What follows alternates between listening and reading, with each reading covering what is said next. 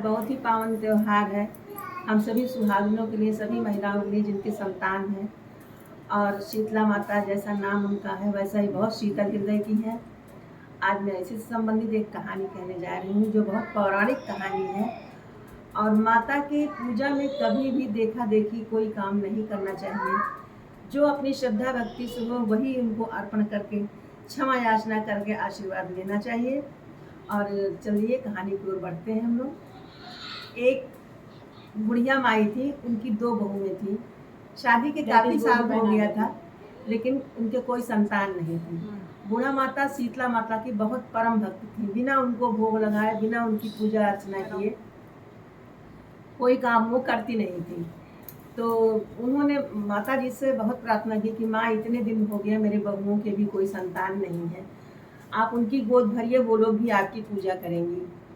तो शीतला माता ने उनकी प्रार्थना सुन ली और तुरंत जो है उसी साल दोनों बहुओं को पुत्र दिया।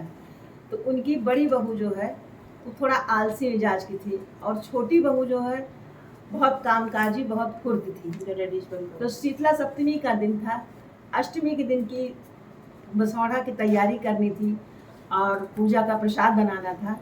तो बहू सोची कि लाओ जल्दी जल्दी काम निपटा लेती हूँ। बच्चे को सुला करके वो काम निपटाने लगी और काम निपटाते निपटाते बच्चा उसका उठ गया। तो उसने सोचा लाओ थोड़ा सा सुला दूँ, उसके बाद मैं प्रसादी बनाती हूँ। और बच्चे को सुलाने के लिए वो लेटी, उसको नींद लग गई।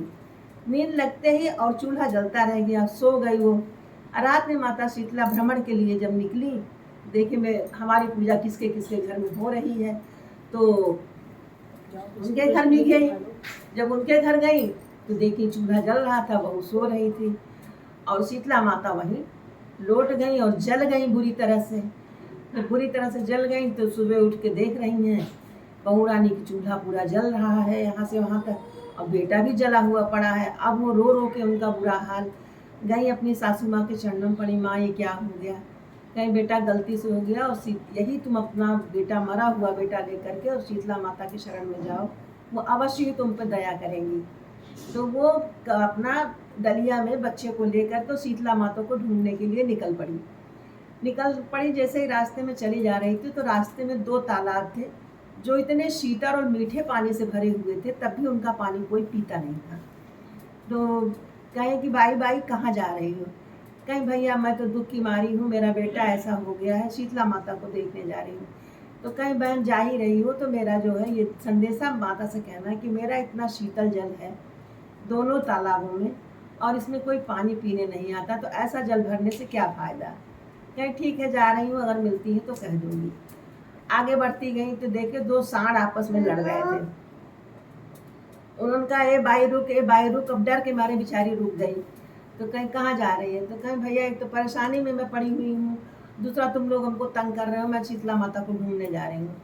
तो कहीं कि बहना मैं तंग नहीं कर रहा हूँ, शीतला माता अगर मिलेंगी तो मेरी ये विनती कह देना माता से कि मेरा ऐसा कौन सा कर्म है कि मेरे गले में, आप लोग चकरी जानती होंगी, दोनों के गले में चकरी पड़ी हुई थी जिससे दाल दरी जाती है, तो ये कैसे छूटेगा? तो गई, आगे बढ़ती गई। एक पेड़ के नीचे एक बुढ़िया बैठी हुई थी जो शीतला माता का ही रूप थी। तो कहीं बेटा कहाँ जा रही है, कहाँ जा रही है? कहीं माँ क्या बताऊँ आपसे, मेरा ऐसा ऐसा संकट है, मुझसे ऐसी भूल हो गई, क्या करूँ? तो कहीं कि आ बैठो। तो बैठी हो तो कहीं देखो मेरे सर में कुछ है क्या? कहीं लाइए माता जी आपका भी काम कर देती हूँ। अच्छा थोड़ा सा देखा ओखा उन्होंने, उसके बाद कहा कि बेटा तुमने ये ऐसी गलती की थी इसलिए तुम्हें ये कष्ट मिला है। कहे माता अब मैं, हमसे ऐसी गलती नहीं होगी और हम फिर से जब शीतला सप्तमी आएगी तो हम फिर से पूजा विधिवत करेंगे और सोने नहीं देंगे, बासी प्रसाद में चढ़ाऊँगी।